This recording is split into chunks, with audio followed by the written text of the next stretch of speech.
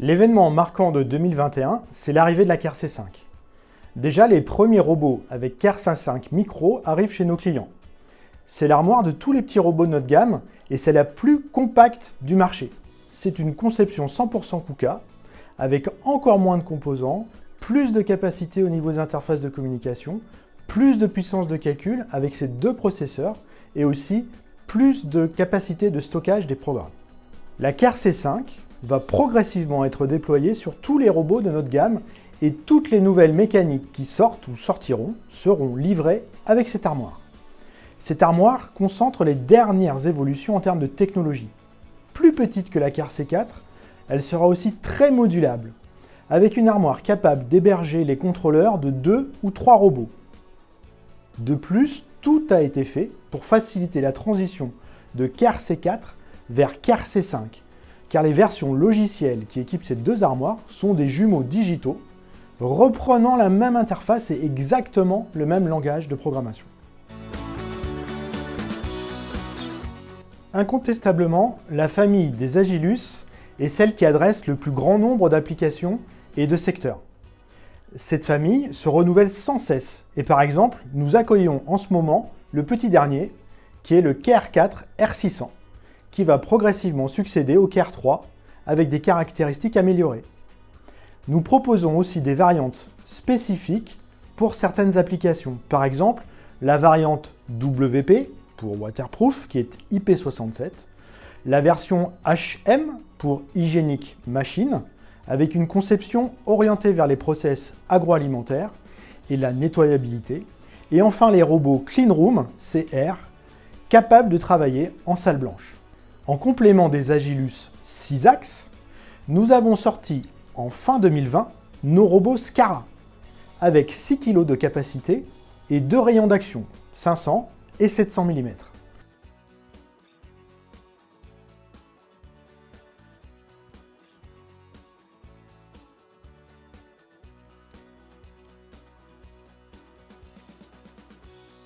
C'est donc une palette complète de mécanique avec une même interface qui va des SCARA au palettiseur 4 axes en passant par des robots 6 axes, petits ou grands. Les nouveaux Yontech, apparus l'an dernier, sont maintenant au complet dans la gamme. Et ils proposent les meilleures caractéristiques techniques du marché. Le Yontech est un robot qui peut fonctionner en froid positif, très compact, très dynamique et avec des combinaisons capacité de charge et rayons d'action au meilleur niveau de la concurrence. Par exemple, 70 kg à 2,1 m ou 50 kg à 2,5 m et enfin 20 kg à 3,1 m de rayon d'action. Ce sont des robots très polyvalents et qui remportent un grand succès commercial depuis leur lancement. Ce qui est important, c'est la simplicité d'utilisation de nos robots, ce qui passe par des interfaces simples et personnalisables pour chaque application et même chaque client. Il s'agit par exemple du logiciel de création d'interfaces HMI Easy qui permet à nos intégrateurs de créer des interfaces sur mesure. Bien entendu, il y a aussi la suite logicielle sur la base du WOP, un développement 100% KUKA France. Dans cette suite, nous retrouvons le logiciel de création de plans de palettisation FlexPal Editor, qui est aussi un logiciel d'une puissance inégalée sur le marché.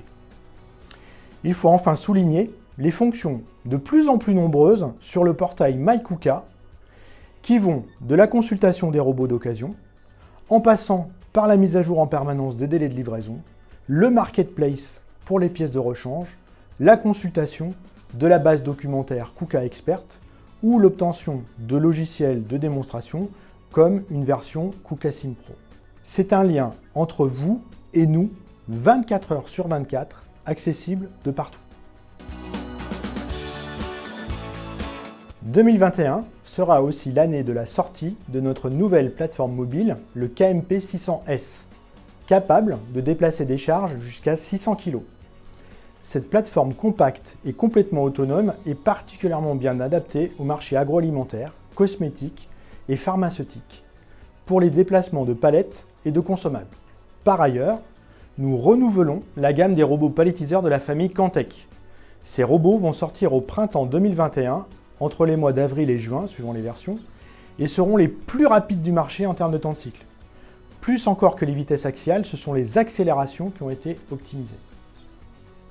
Vous l'aurez compris, nous ne relâchons pas le rythme de sortie des nouveautés. C'était évidemment attendu par beaucoup de nos clients après les Scara. KUKA sort un robot Delta en avril prochain, conçu spécifiquement pour les marchés de l'agroalimentaire mais aussi la pharma. Ce robot est associé au logiciel Peak Control pour interfacer jusqu'à 10 robots Delta avec un système de vision et rendre la programmation la plus simple possible.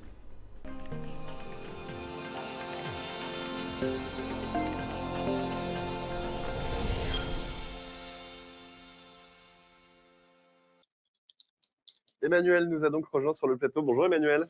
Bonjour François-Xavier, bonjour Maria. Bienvenue à vous cet après-midi. Alors dites-moi Emmanuel, j'ai l'impression au vu de ces images qu'en ce moment chez KUKA, vous faites le plein de nouveautés, je me trompe ou pas?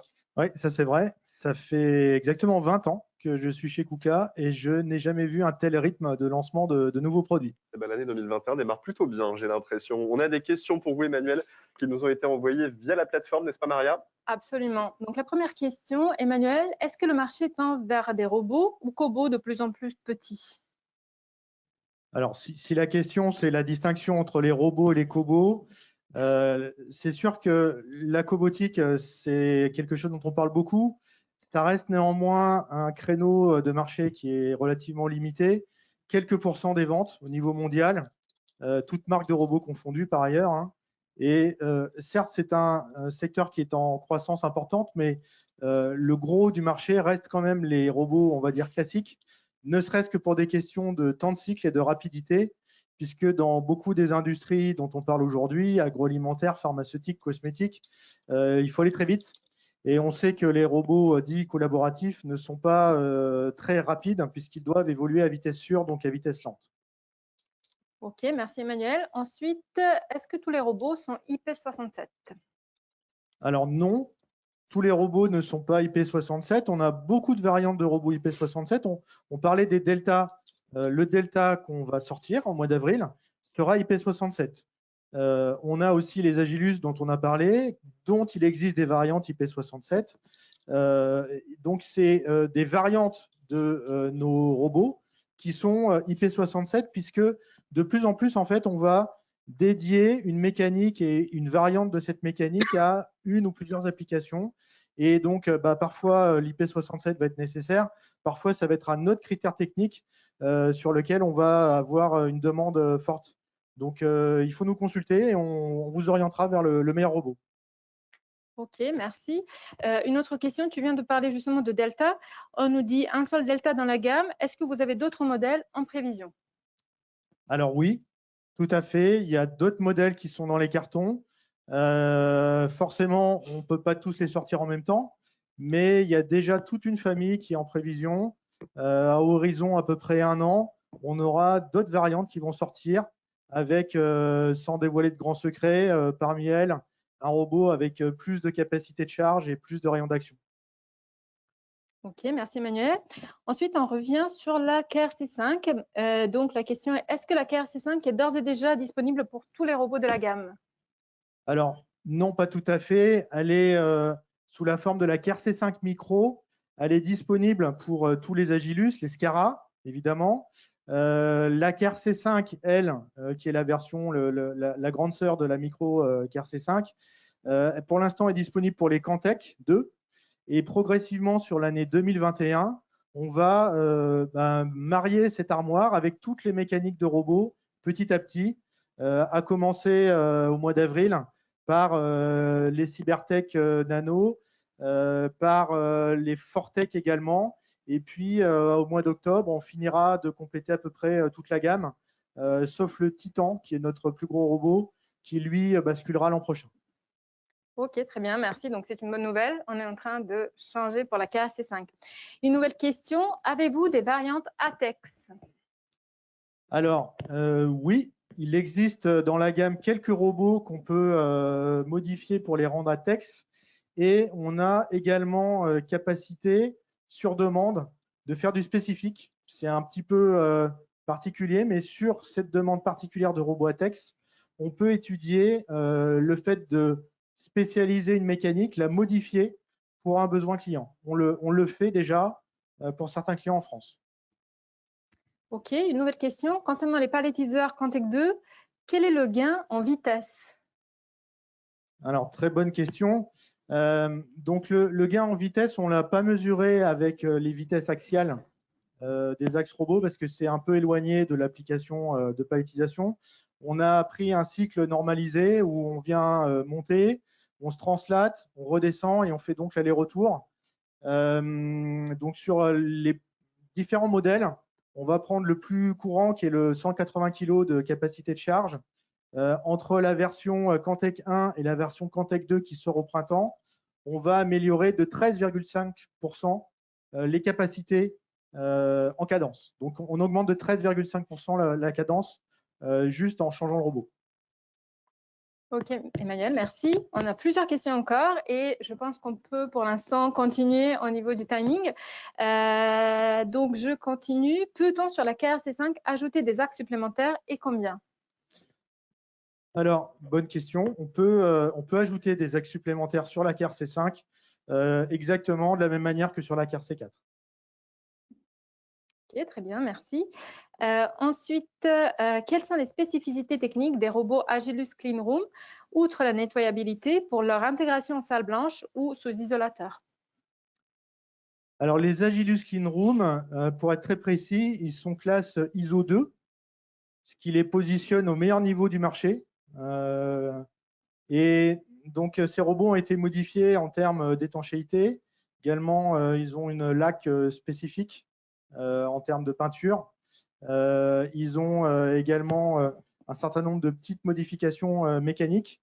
Donc, moi, je vous invite à aller visiter notre site MyKuka, enfin, votre site également, MyKuka, où vous allez pouvoir télécharger beaucoup de documentation technique et vous aurez là beaucoup plus de détails parce que je ne peux pas vous faire la liste de toutes les spécificités et de toutes les particularités de ces robots.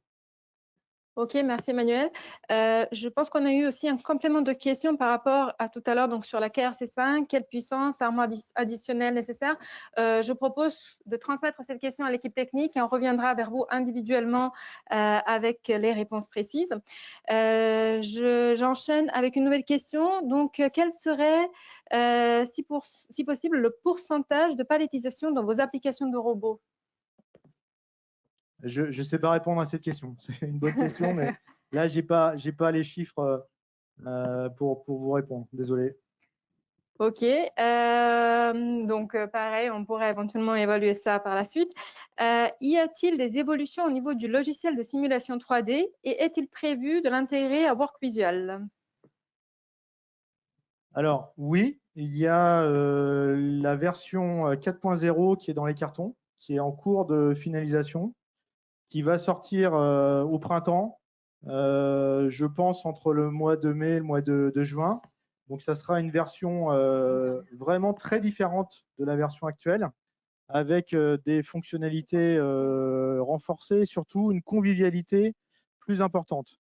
Après, sur la partie intégration dans WorkVisual, ça, je sais pas vous répondre parce que personnellement, je ne l'ai pas encore vu. Et donc, je ne sais pas répondre à cette question, mais comme les autres, il faut la noter, on y répondra de manière précise. OK. Et une dernière question que j'ai gardée exprès pour la fin parce que je pense qu'elle fera une très bonne transition pour la suite du programme. Des robots programmables très simplement par des opérateurs, est-ce dans les plans de KUKA?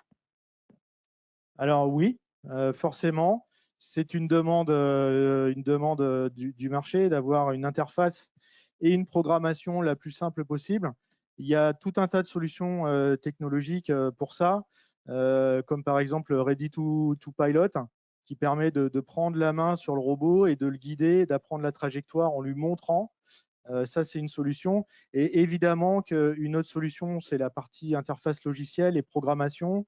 Et là, c'est toute la suite du WOP, et en particulier pour la palettisation, puisqu'on en parlait tout à l'heure, du FlexPal. Merci beaucoup, Emmanuel, Merci pour François-Xavier, merci Maria. toutes ces réponses et d'avoir